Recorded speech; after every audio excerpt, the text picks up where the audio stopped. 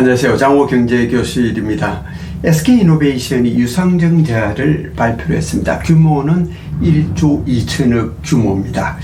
이 자금 용도를 보니까 어디 쓰여지나 이렇게 보니까 시설 자금에 한 4,180만 원 정도, 본연의 업무인 배터리하고 신규 그린 사업 뭐 이런 쪽으로 가고, 그 채무 상환에 한 3,500억 정도가 쓰여지고, 그 타법인 정권 취득에 4천억 정도가 소요가 됩니다.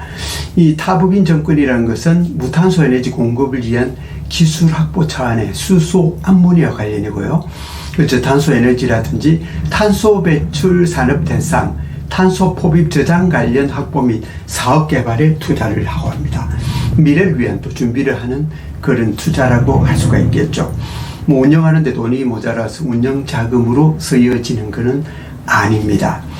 그래서 이 유상증자의 규모가 총 주식 수의 한 9% 정도를 차지하고 있습니다. 그렇다 보니까 녹음을 하는 시점에 주의 종가가 18만 2,600원이었습니다. 그런데 예상 발행가가 14만 3,800원입니다. 흔히들 유상증자를 하면 그 예정 발행가에 좀 근접하는 경향이 있습니다. 일시적으로는 주가를 하락시키는 요인으로 발생을 하기도 합니다.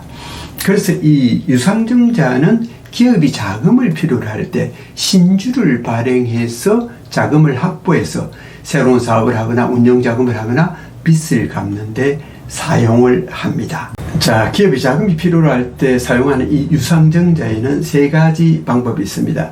첫 번째로 모든 대중들에게 다 푸는 일반 공모 방식이 있고요. 두 번째로는 제3자 배정 방식이라고 있습니다. 특정한 기업을 대상으로 해서 자금을 확보하는 겁니다. 수개월 전에 있었던 삼성전자가 레인보우 로보틱스라는 회사가 증자를 할 때 거기 참여를 했죠. 그 레인보우 로보틱스는 제3자 배정이라 해서 삼성전자에서 몽땅 투자를 받음으로 인해서 주가를 상승시키는 결과를 가져왔습니다. 그래서 유상증자를 한다고 해서 무조건 주가가 하락하는 것은 아니다라고 기억하셔야 될 것 같아요. 그리고 이번에 SK이노베이션의 유상증자는 기존 주주를 대상으로 하는 방법입니다. 그래서 기존 주주를 대상으로 했을 때 지금 현재의 시가보다는 좀 더 낮은 가격으로, 할인된 가격으로 주식을 줘야 되기 때문에 예정 발행가가 나옵니다. 물론 주가가 하락하면 거기 연동해서 그 예정 발행가도 더 낮아질 겁니다. 그래서 낮은 가격에 주가가 좀 불리다 보니까 그에 따라 감으로 인해서 유상증자를 기존 주주 대상으로 할 때는 조금 하락하는 경향이 있습니다. 대표적으로 유상증자를 함으로써 주가가 폭락한 경우는 얼마 전에 있었던 CJ, CGV의 유상증자입니다. 이게 유상증자 전에는 그 주식이 4,800만 주였는데 신주 발행, 유상증자를 하는 주수가 7,470주, 증자 전에 거의 2배에 가까운 수를 발행한다고 발표를 했습니다. 그리고 예상 발행가도 7,630원이었거든요. 그런데 공지 발표 전 가격이 14만 5천 원이었습니다. 그러면은 기존 주주를 대상으로 하든 일반 공모로 하든 이 유상증자는 보나마나 주가를 하락시키는 요인이 되겠죠. 현재 14,500원에 하는 이 주가를 7,630원에 유상증자를 해서 준다 그러면 그 가격에 많이 수렴하게 되겠죠. 그래서 현재 주가는 9,900원대에 이루고 있습니다. 이런 CJ, CGV처럼 유상증자를 하기 전에 그 총 주식 수보다 훨씬 2배나 많은 신주를 발행했을 때는 주가에 치명적인 영향을 미칩니다. 그러나 SK이노베이션 같은 경우에는 총 주식 수의 한 9% 정도에 해당을 합니다.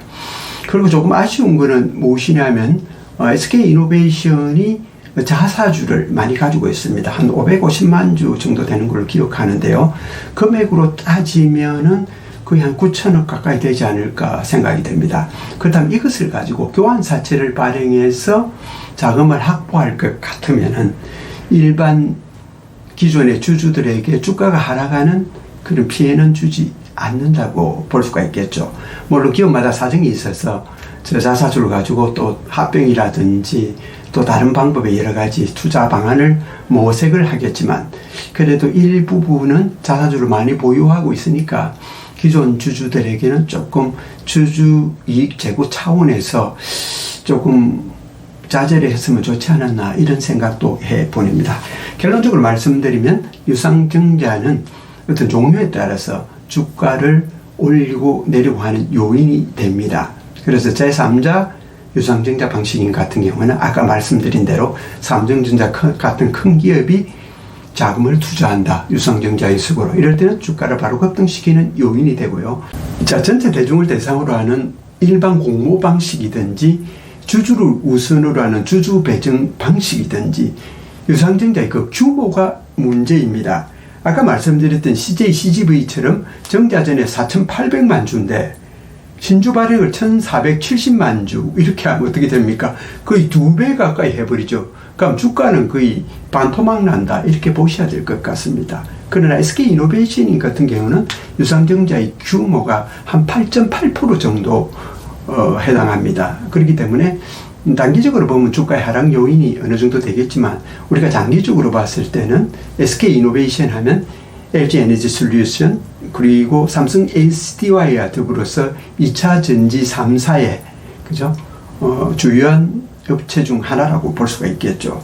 그렇다면 앞으로 2차 전지 시장은 성장 산업이고 그 성장 산업에 꾸준히 투자한다 그러면은 일시적인 주가 하락은 있더라도 오히려 주가가 하락하면 투자의 어떤 기회로 삼고 한 3년 정도 장기적인 관점으로 접근한다면 마음 편하지 않을까 이렇게 생각이 됩니다.